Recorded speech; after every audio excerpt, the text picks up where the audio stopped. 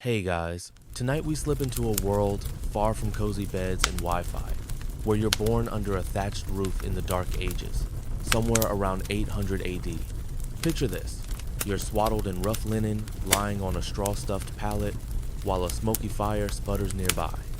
The air smells of damp earth and livestock, and a cow's low moan drifts through the walls. Your village is a cluster of huts clinging to a muddy hill, surrounded by endless forests that whisper danger. Life here is raw, unrelenting, and let's be real, you probably won't survive past 40. So, before you get comfortable, take a moment to like the video and subscribe, but only if you genuinely enjoy what I do here. Drop a comment with your location and local time. I'm curious where you're drifting off from tonight. Now, dim the lights, maybe turn on a fan for that soft background hum, and let's ease into tonight's journey together. You open your eyes to a world that's equal parts grit and wonder. Your first sensation is the chill seeping through the floor, where packed dirt meets your bare feet. The hut you call home is dim, lit only by slivers of dawn creeping through gaps in the wattle and daub walls. Your mother, her face lined from years of toil, hums a tune you'll hear all your life, a mix of hope and resignation. She's stirring a pot of barley porridge over the fire, the only meal you'll see until dusk. Outside, roosters crow, and the village stirs. Men sharpen tools, women haul water, and dogs scavenge for scraps. This is your reality now, a life tethered to the land and the whims of seasons. The Dark Ages, as historians call them, stretch roughly from the fall of Rome in 476 to the year 1000, a time when Europe was a patchwork of feuding kingdoms and crumbling roads. Mainstream fact: most people, like you, are peasants, bound to the land under feudal lords who demand labor and crops. Your village might be in Anglo-Saxon England or Frankish Gaul, but the struggle's the same: survive the day, pray for tomorrow. A quirky tidbit: some folks believe the world will end in the year 1000, so every storm feels like a divine warning. Historians still argue whether the term Dark Ages is fair, since trade and learning flickered on in monasteries, but for you, life feels plenty dark. You're not just a bystander here, you're born into a role. If you're a boy, you'll soon follow your father to the fields, learning to plow with oxen that'd rather nap. If you're a girl, you're at your mother's side, spinning wool or tending the fire. Either way, childhood is short by 12, you're working like an adult. The village is your universe, maybe 50 souls, all knowing your every move. Privacy? Forget it. Your neighbors gossip about who sneezed wrong or whose pig wandered too far. But there's warmth in this closeness too. When a storm rips through, everyone pitches in to rebuild. You learn early that survival means leaning on each other, even if you're all a bit smelly. Let's not romanticize this though. Your world is harsh. The average life expectancy hovers around 35 thanks to disease, hunger, and accidents. Joke number 1. Your dentist is a blacksmith with a pair of pliers. Good luck with that toothache. Sanitation is a dream. You toss waste into the street, hoping pigs clean it up. Water comes from a stream that's also the village, laundry, and toilet. Yet, there's beauty in the rhythm of this life. You wake with the sun, work until it sets, and sleep under a sky so starry it feels like a promise. You don't know what stress means in the modern sense, but you feel it in your bones when the harvest looks thin. As you toddle through your first years, you absorb the village's unwritten rules. Respect the Lord, fear God, and don't cross the wise woman who brews healing potions. You hear tales of heroes like Charlemagne, who's uniting tribes into an empire, but he's as distant as the moon. Closer to home, you learn to spot Omensa Raven's call might mean bad luck. Joke 2. You try tying a charm to ward off evil spirits, but it just attracts more fleas. Your world is small, but it's alive with stories, from saints' miracles to whispers of forest spirits. You're not sure what's true, but you listen wide-eyed as the fire crackles. By age 5, you're already useful, fetching eggs or chasing stray goats. You don't question this life, it's all you know. The village is a maze of ruts and smells, but it's yours. You run barefoot through meadows, dodging cow pats, and dream of the day you'll wield a real scythe. Joke 3. You think you're tough until you trip over a chicken and cry like a baby. As night falls, you curl up on your pallet, the fire's glow dancing on the walls. Your mother's hum lulls you, and you drift off, not knowing what tomorrow holds but ready to face it. This is your start, a tiny spark in a vast, shadowy world. You wake to the scratch of straw beneath you, the familiar itch of fleas nipping your skin. Your hut, a squat rectangle of mud and timber, is your world's center, and today you take it in with new eyes. The air is thick with the tang of smoke and damp wool, and the low ceiling forces your parents to stoop. A single room holds everything your family's palates, a fire pit, a rickety table, and a corner where your goat chews lazily on scraps. The walls, slathered with clay, are cold to the touch, and drafts sneak through cracks, making the fire flicker. This is home, and it's as cozy as a Dark Ages peasant gets, which is to say, not much. You roll off your pallet, a lumpy sack stuffed with straw that's gone flat from years of use. Your blanket, a patched scrap of wool, smells faintly of sheep and sweat. You don't mind, it's all you've ever known. The floor is packed earth, smoothed by countless footsteps but still gritty under your callous feet. You sidestep a puddle where last night's rain leaked through the thatch. Joke 1. You'd complain about the decor, but rustic chic hasn't been invented yet. Your mother's already up, kneading dough with hands rough as tree bark, while your father sharpens a sickle by the fire's glow. They move with the quiet rhythm of people who've done this 1,000 times. Mainstream fact, most Dark Ages homes, like yours, were simple, single-room structures built from local materials, wood, mud, and straw designed to keep out rain and wolves, not much else. Your hut's design hasn't changed much since Roman times, though the empire's long gone. A quirky tidbit. Some villagers hang dried herbs or animal bones above the door to ward off evil spirits, and your neighbor swears a rabbit's foot saved her from a fever. Historians still argue whether these charms reflect deep pagan roots or just practical superstition, but you notice your mother tucks a sprig of lavender under your pallet, just in case. You poke around, curious about the space you rarely pause to study. The fire pit is the heart of the hut, its smoke curling up to a hole in the roof that doubles as a skylight when it's not raining. You cough as a gust sends ash into your face. Ventilation is a distant dream. Nearby, a clay pot holds barley, your family's lifeline, guarded like gold. A wooden spoon, carved by your father, rests on the table beside a chipped bowl. Your family owns little. A few tools, a loom for weaving, and a knife so dull it's more club than blade. Joke 2. You'd kill for a dishwasher, but you'd settle for a second spoon. The walls tell stories if you look close. Scratches mark where your sister, now married and gone, edged games as a child. A smudge of soot shows where your father once burned his hand, cursing loud enough to wake the village. You trace a crack in the dog, wondering if it'll hold through winter. Outside, the hut's no prettier. Its sagging thatch looks like a bad haircut, and the walls lean as if tired of standing. But it's sturdy enough, built by your father and neighbors in a single sweaty week. You've heard tales of grand stone halls where lords live, but they might as well be on the moon. You step to the door, a creaky slab of oak, and peer outside. The village is waking. Smoke rises from other huts, and a dog barks at nothing. Your hut sits near the center, close to the well but too near the pig pen for comfort. You wrinkle your nose at the stench, a mix of manure and rotting straw. Your family's plot includes a scrap of garden where your mother grows leeks and cabbages, though slugs claim half the crop. A low fence of woven branches keeps your goat from wandering, though it's eyeing the cabbages like a master thief. Life here is communal, and your hut's no exception. Neighbors barge in without knocking, borrowing a coal or gossiping about the miller's lazy son. You learn to tune out their chatter, but you perk up when they mention the Lord's tax collector, due any day. Your family owes a share of crops and labor, and the thought makes your stomach twist. You don't understand feudalism yet, but you feel its weight.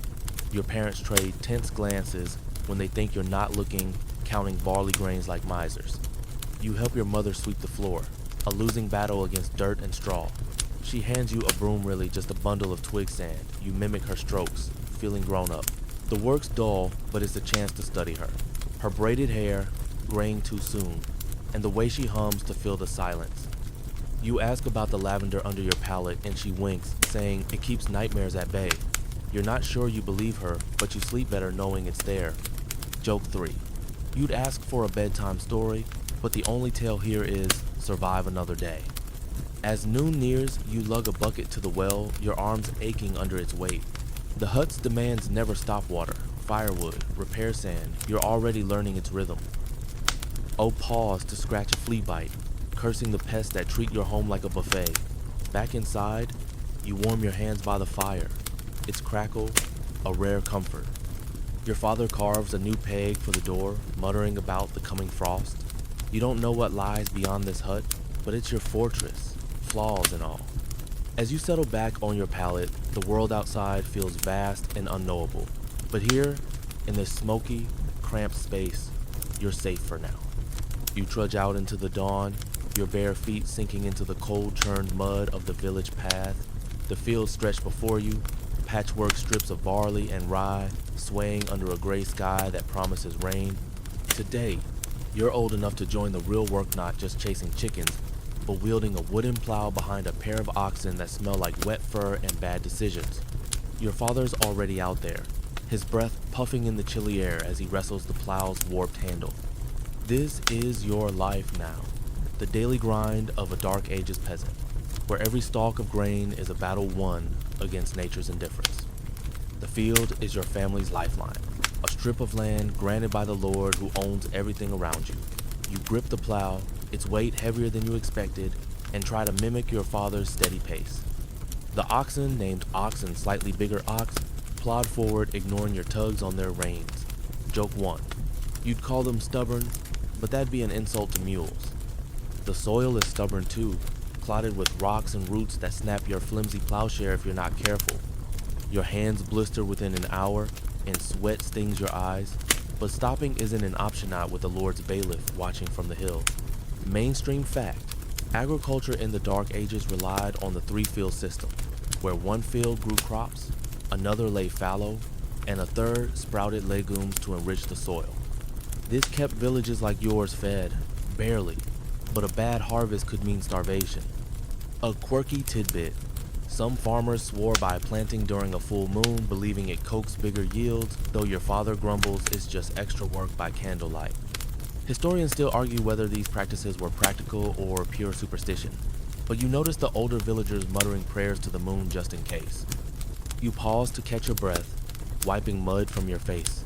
The field's edges are fringed with wildflowers, but you've no time to admire them. Your sister, a few years older, is nearby, scattering seeds with a flick of her wrist. She teases you for your clumsy plowing, saying you're carving runes instead of furrows. You fire back that her seeds are landing more on her apron than the dirt. It's a rare moment of lightness, but it fades when the wind shifts, carrying the threat of rain. A soaked field means lost workdays, and your family can't afford that. The tools you use are laughably crude.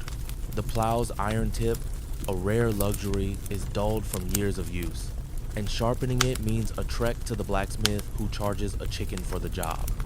Your sickle for harvesting is so worn it barely cuts grass. Joke 2.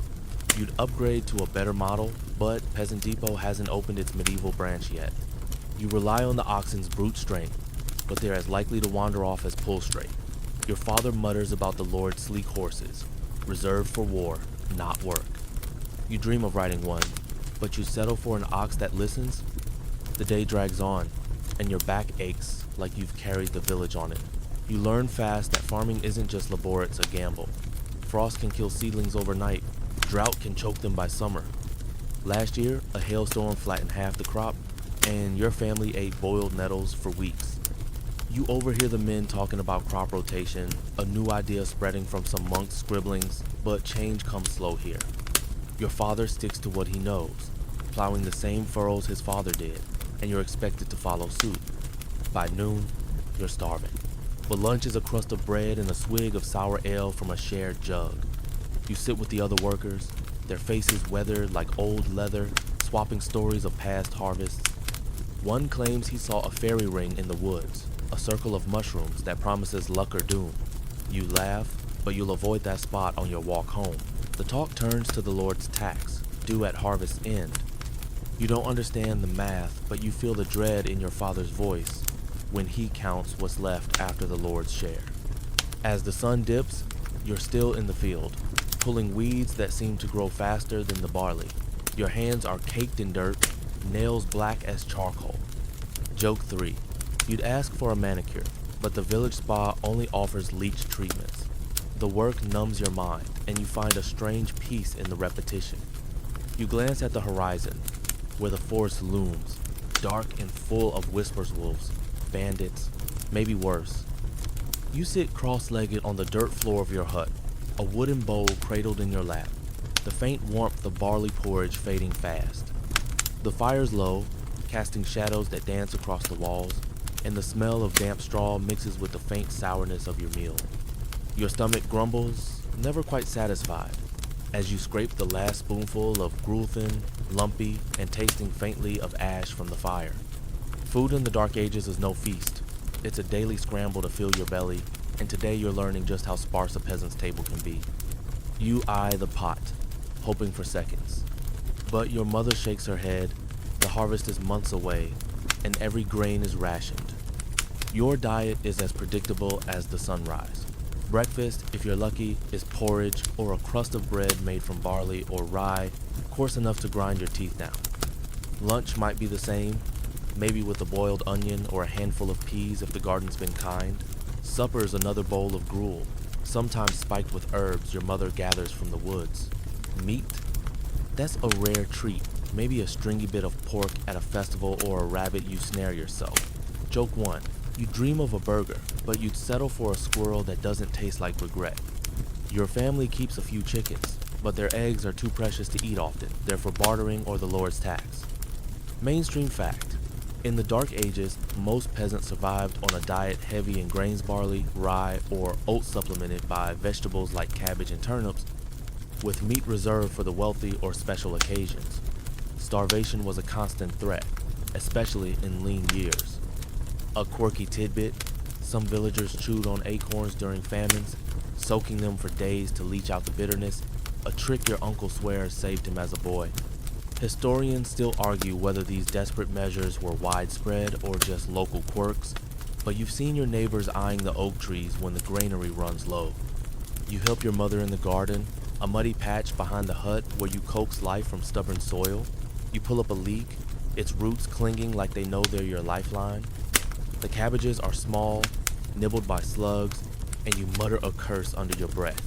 Your mother chuckles, saying you'll eat worse before you're grown. She's not wrong. Last winter you boiled nettles into a soup so bitter it made your tongue curl. Joke 2. You called it gourmet, but your stomach filed a formal complaint. You learn to savor every bite, even the bad ones, because an empty bowl means an empty gut. The village well is your other lifeline, though the water's cloudy and tastes of earth. You haul buckets daily, your arms aching as you dodge the neighbor's pigs rooting nearby. Ale is safer to drink, brewed weak and sour by your aunt, who trades it for firewood.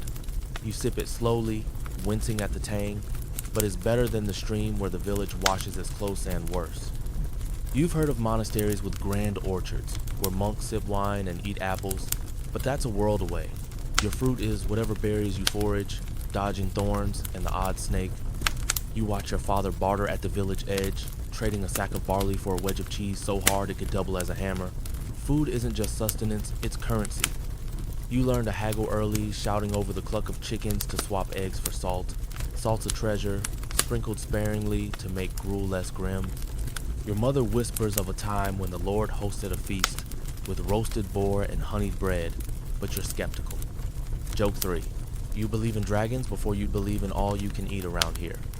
Hunger shapes your days. You notice how your parents skip meals to stretch the pot, their faces gaunt but never complaining. You try to do the same, but your stomach's a traitor, growling loud enough to wake the goat. The seasons dictate your plate. Summer brings greens, autumn means grain, but winter is a thief, stealing variety and leaving you with shriveled roots. You've heard of famines that wiped out whole villages, and the fear lingers in your mother's eyes when she counts the sacks in the corner. You spend the afternoon foraging, combing the forest edge for mushrooms or wild garlic. The woods are eerie, branches creaking like they're whispering your name, but hunger pushes you forward. You find a patch of sorrel, tart but edible, and stuff it in your sack. Back home, your mother mixes it into tonight's porridge, and you eat in silence. The fires crack, nimble fingers. You eat faster, savoring the rare flavor. You're learning to stretch every meal, every moment, because nothing's guaranteed. As you lick the bowl clean, you glance at the dark windows, where the night presses close. Sleep's calling, but so is the grind of tomorrow's hunger. You weave through the village, your feet dodging ruts, and the occasional chicken darting across your path. The air hums with chatter-sharp whispers about who owes what, who slighted whom, and whose cow wandered into the wrong garden. This is the social web of your Dark Ages world, a tangle of alliances, grudges, and obligations that binds your village tighter than any rope. You're young, but you're learning fast. Every word, every glance carries weight. One wrong move, and you're the talk of the well for weeks. Today, you're navigating this maze, trying to stay on everyone's good side while the Lord's shadow looms over it all. You pass the miller's hut, where a gaggle of women trade gossip over buckets of water. One claims the blacksmith's son stole a loaf. Another swears she saw him praying backward, a sure sign of trouble. You keep your head down, but your ears prick up. Gossip isn't just idle chatter, it's how the village polices itself. Step out of line, and you'll hear about it before the sun sets. You've already learned to smile at old Agnes, the village busybody, who could ruin your family with a well-placed rumor. Joke 1. Her tongue sharper than the Lord's sword and twice as deadly. Mainstream fact. Dark Ages villages were tightly knit, with social order enforced by custom and the feudal hierarchy, where lords held power over land and lives, demanding loyalty and labor. Your family owes the Lord crops and days of work, and his bailiff, a sour man with a ledger, makes sure you pay. A quirky tidbit. Some villagers settle disputes with ordeals, like plunging a hand in boiling water to prove innocence, believing God protects the truthful. Historians still argue whether these rituals were about justice or just crowd control. But you've seen the scars on the miller's arm and wonder. You're sent to deliver a basket of eggs to Widow Edith, who lives by the church. She's kind but sharp, her eyes catching every detail. You knock, and she invites you in, offering a sip of her homemade ale week, but it warms your throat. She asks about your mother's health, your father's plow, and whether you've been to mass. You answer carefully, knowing she'll repeat every word. Edith's a linchpin in the village, her hut a hub for news and favors. You leave with a pat on the head and a warning to avoid the baker's daughter, who's too friendly with travelers. The Lord's influence is everywhere. His manor, a timber hall on the hill, looms like a storm cloud. You've never been inside, but you've heard its grand tables groaning with food you'll never taste. The Lord's men patrol the village, collecting taxes or settling fights. You once saw them drag a thief to the stocks, his face red with shame as kids pelted him with mud. You steer clear, but you feel the Lord's grip in every chore. Your father grumbles about the corvée, unpaid labor you owe the Lord's fields. Refuse, and your outcasts are worse.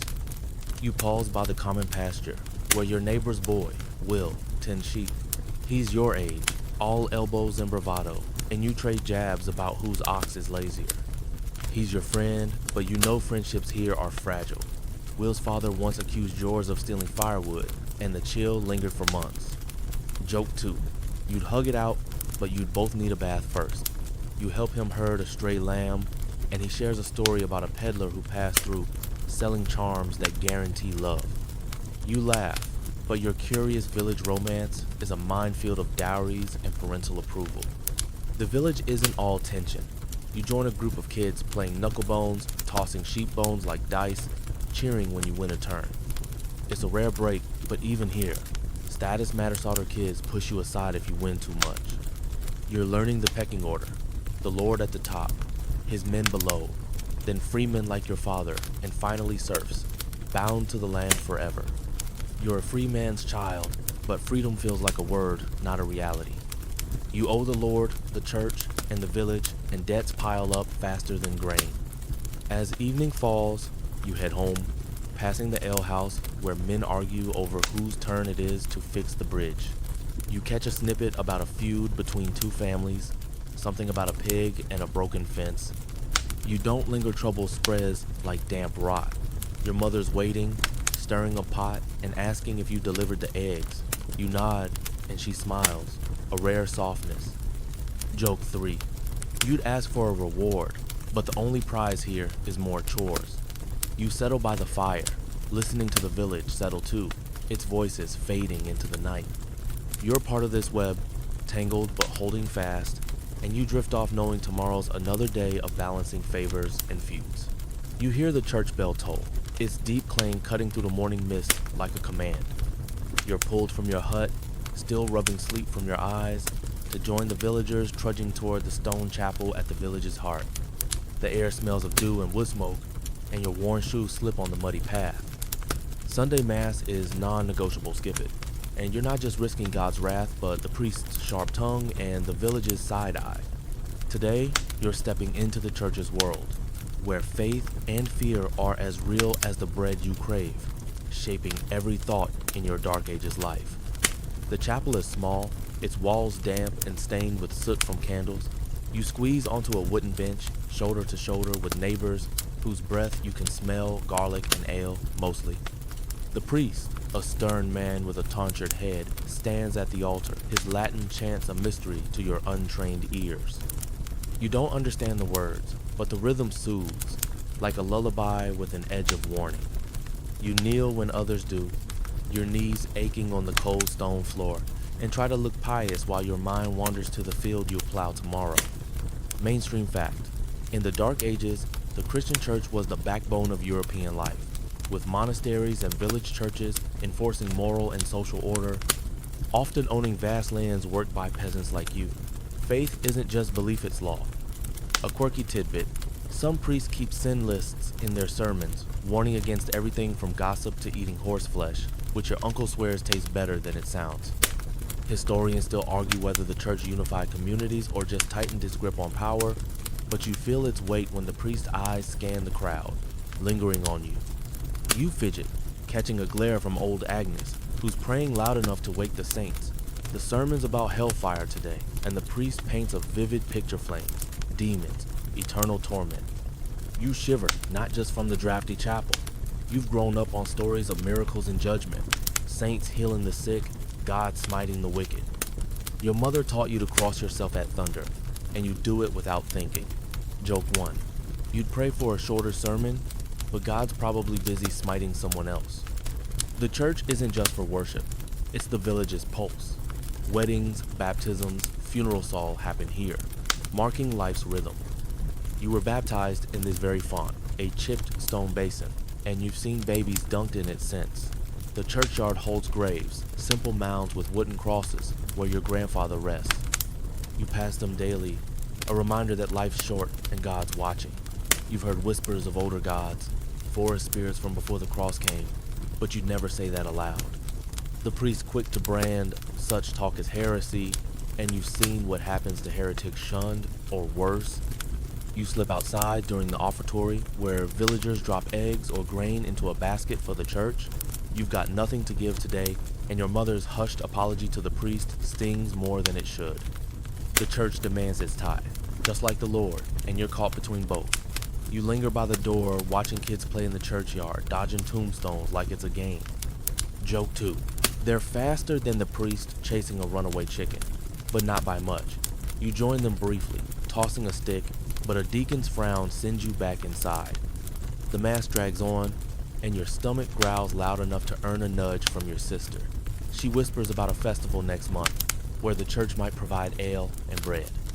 You perk up. Free food is a miracle in itself, but the priest's voice pulls you back, warning of sin and the end of days. You've heard the year 1000 might bring Christ's return, and though it's far off, the thought makes you uneasy. Every storm, every sick cow, feels like a sign. Your neighbor claims a two-headed calf was born last year, proof of something nobody's sure what. As mass ends, you file out, the bell ringing again, softer now. The village feels different after church, like everyone's been reminded who's watching. You overhear the men debating indulgences, paying the church to shave time off purgatory. You don't understand it, but you know your family can't afford it. Joke 3. You'd sell your soul for a warm cloak, but the church probably wants that too. You head home, the priest's warnings echoing in your head. Faith is your anchor, but it's also a chain, tying you to a world where every step feels judged. You glance at the sky, clear for now, and wonder what God thinks of your muddy, hungry life. You're up before dawn, the village still cloaked in quiet, except for the distant hoot of an owl.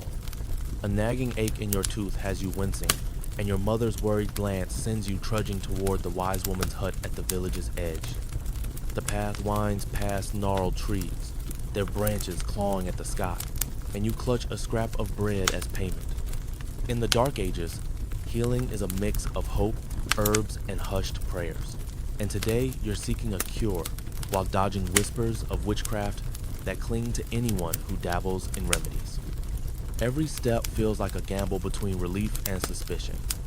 The wise woman, Elfrida, lives in a sagging hut, half swallowed by ivy, its air thick with the scent of dried herbs and something earthier, like moss after rain. She's older than anyone you know, her face creased like a crumpled leaf, but her eyes are sharp. You knock, and she ushers you in, her hands stained green from grinding plants. You point to your tooth, and she chuckles, saying it's not the devil's work, just bad luck. Joke 1. You'd rather face a demon than her pestle and mortar, but you're desperate. Mainstream fact. Dark Ages medicine relied heavily on herbal remedies and religious rituals, with monasteries and village healers like Elfrida preserving knowledge from Roman and folk traditions. Most cures were trial and error, and survival rates were grim.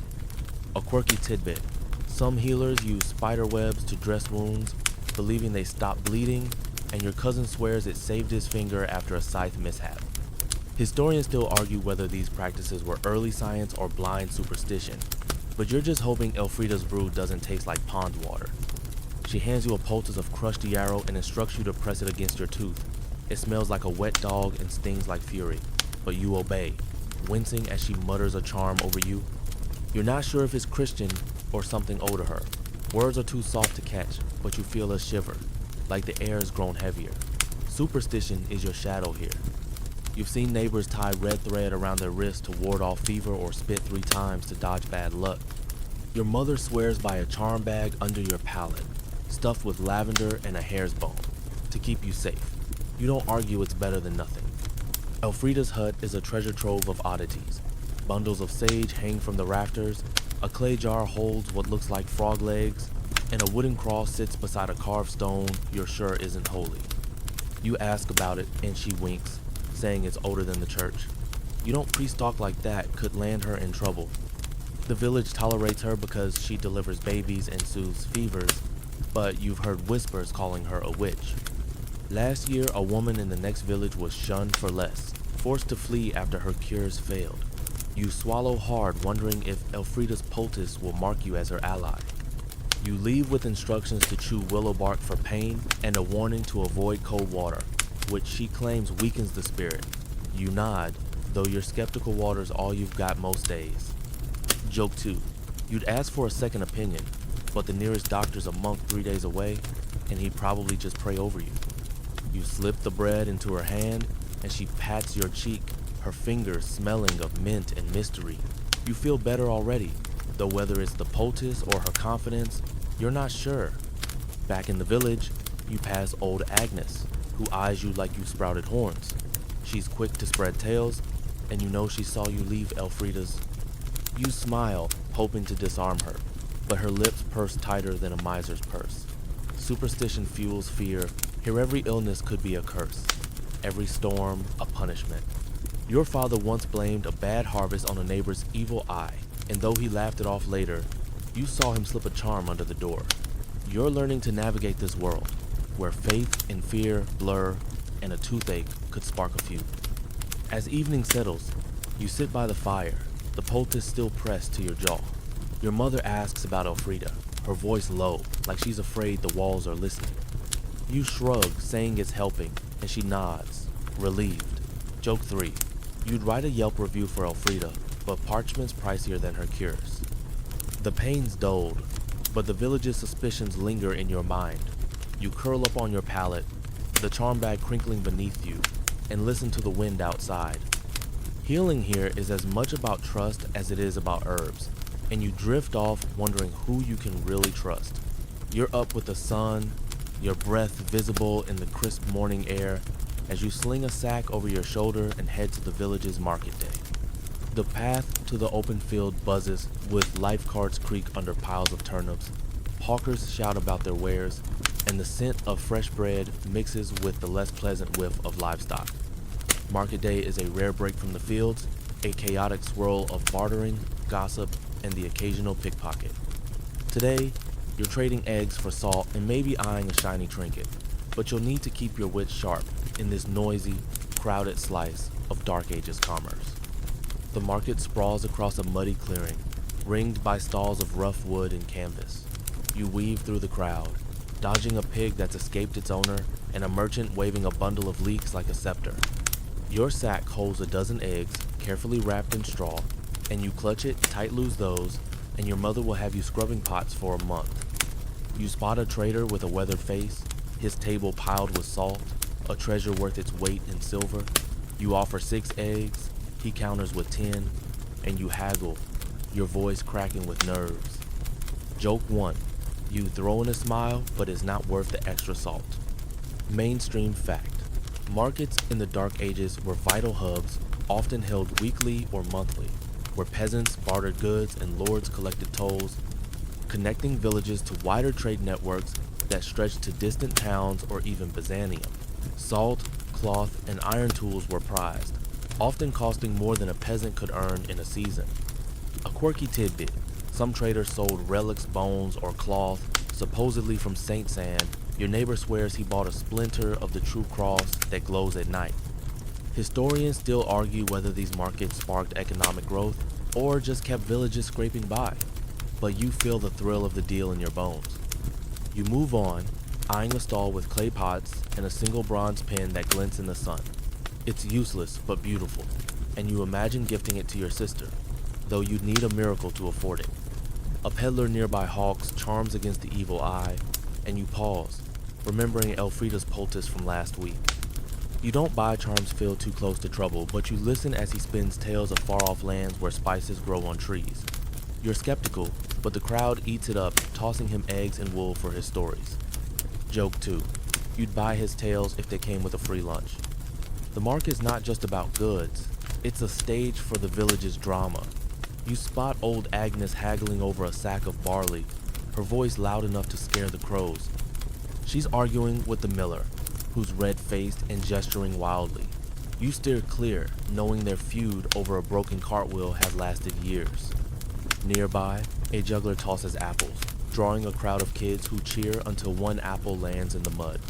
You laugh, then freeze as a lord's man rides through, his horse scattering stalls. He's collecting the market toll, and you slip behind a cart, hoping he doesn't notice your family's meager trade. Thieves are the market's shadow. You feel a tug at your sack and spin to catch a boy, younger than you, darting away empty-handed. You shout, but he's gone, swallowed by the crowd. Your heart races. You can't afford to lose those eggs. You double-check your sack, tying it tighter, and move on to a baker's stall, where the smell of rye bread makes your stomach growl. You trade 2 eggs for a small loaf, still warm, and bite into it, savoring the rare treat. It's gone too fast, and you're left licking crumbs from your fingers. You overhear talk of a peddler caught cheating last market, shorting a sack of grain. The lordsman whipped him, and now he's banned, his cart burned. Justice here is swift and brutal, and you're learning to watch your step. You pass a stall with dyed cloth, its colors brighter than anything in your hut. You touch it, dreaming of a cloak, but the price is a year's worth of eggs. Joke 3. You'd sell your ox for it, but then you'd be plowing with your bare hands. As the sun dips, the market thins, and you head home, your sack lighter but holding a tiny pinch of salt and a scrap of cheese. Your mother will be pleased, though she'll ask why you didn't get more. You walk past the last stalls, where a bard sings of a hero who slew a dragon. You linger, caught in the story, but duty calls. The market's chaos fades behind you, leaving only the crunch of your steps on the path. You're already dreaming of next month's market, where you might snag that bronze pinor, at least another loaf. You wake to a biting chill, your breath clouding in the dim hut as you pull your threadbare blanket tighter. Winter's clamped down hard, burying the village in snow that drifts against your door, turning every step outside into a battle. The fire's down to embers, and your fingers fumble as you stack the last of the firewood too little to last the week. Hunger gnaws at your gut, sharper than usual, as the granaries nearly bare and the fields lie frozen. Today, you're fighting to keep warm and fed in the Dark Ages' brutal winter, where survival feels like a daily defiance of the cold's cruel grip. You huddle by the fire, your family pressed close for warmth, the goat bleeding in its corner as if it feels the dread too. Your mother stirs a pot of thin gruel, stretched with crushed acorns that taste like despair. The window's really just gaps in the wall, Sarah, stuffed with straw, but drafts still sneak through, making the fire flicker. You wrap your feet in rags, your only shoes too warm for the snow. Joke 1. You call this cozy, but your toes are plotting a mutiny. Mainstream fact, winters in the Dark Ages were deadly, with food shortages and cold claiming lives, especially among peasants who relied on store crops and limited hunting to survive. Villages like yours often lost a third of their people in harsh seasons. A quirky tidbit, some families slept with their livestock for warmth, and your neighbor claims his cow's snores kept him alive last winter. Historians still argue whether these communal sleeping habits spread disease or save lives, but you're just glad your goat doesn't kick in its sleep. You're sent to check the garden, though you know it's hopeless. You wade through knee-deep snow, the wind stinging your face like 1,000 tiny knives. The cabbage patch is a frozen graveyard, the last stalks brittle and useless. You dig anyway, hoping for a forgotten turnip, but find only rocks. Back inside, your father's sharpening a spear, planning to hunt with the men tomorrow. Game scarce a deer and boar hide deep in the forest, but a rabbit might mean a real meal. You volunteer to go, but he shakes his head. You're too young to face the woods' dangers. The village feels smaller in winter. Everyone holed up in their huts, smoke curling from roofs like faint signals of life. You trudge to the well, the bucket heavy with ice, and past Widow Edith's hut, its door barred tight. She's old and frail, and you worry she won't make it to spring. You knock, offering a small scoop of your family's gruel, and she blesses you, her voice shaky. Sharing food is rare now, but your mother insists Skarma, or maybe God, might repay the kindness. You nod, though your stomach disagrees. Hunger shapes every thought. You dream of the market's bread from last summer, its crust cracking under your teeth. Now, you're lucky to eat once a day, and your sister's cheekbones jut sharper than before. You've heard tales of famines where people ate grass or worse, and though no one says it, you see the fear in your parents' eyes. Joke 2. You'd eat your shoes, but they're more whole than leather. You chew a strip of dried fish, so salty it burns, and sip melted snow, pretending it's a feast. To pass the time, you mend a torn cloak, your fingers clumsy with cold. Your mother hums a song about spring, but it feels like a lie.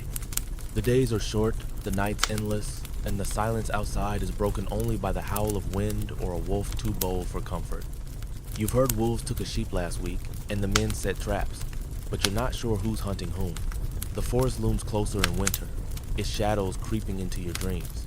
By evening, you're back by the fire, the gruel gone and your stomach still complaining. Your father tells a story of a winter he survived as a boy when the village shared a single boar for a month. You listen, half believing, and cling to the hope of spring. Joke 3. You'd pray for a thaw, but God's probably snowed in too. You curl up on your pallet, the straw brittle under you, and pull the charm bag from beneath it, the one Elfrida gave you last week. You don't know if it works, but its weight is a comfort. Sleep comes slow, the cold seeping into your bones, but you drift off, dreaming of a world where warmth isn't a luxury. You sit by the dying fire, its embers casting faint shadows on the walls of your hut, the air heavy with the scent of smoke and time. You're older now, your hands calloused from years of plowing, carving, and hauling, each scar a story of your Dark Ages life. The village hums softly outside, but you're alone with your thoughts, reflecting on the mark you've left in this muddy, fleeting world. Your life's been a cycle of labor, fear, and rare joys. And today, you're wondering what it all means as the years blur into dust, your story fading like footprints in the rain. You trace the edge of a wooden spoon, one you carved under Godwin's watchful eye, its handle worn smooth by your mother's hands. It's not much, but it's proof you were here. You think of the fields you plowed, the wheel you shaped, the festival where you danced until your feet ached. Each moment felt small then, but now they stack into something solida-like. You've survived raids, sickness, and winters that tried to break you. And though you're no hero, you're still standing. Joke 1. You'd call it a legacy, but the goats might eat it first. Mainstream fact. In the Dark Ages, most peasants left little trace, their lives unrecorded except in the memories of their kin or the ledgers of lords, with few surviving beyond their 40s due to hardship. Your village's history is oral, passed in stories by the fire, not written in books. A quirky tidbit, some buried tools or trinkets with their dead, believing they'd need them in the afterlife. And your uncle once hid a knife under a grave, just in case. Historians still argue whether these practices were about faith or fear of the unknown, but you wonder if your spoon will outlast you.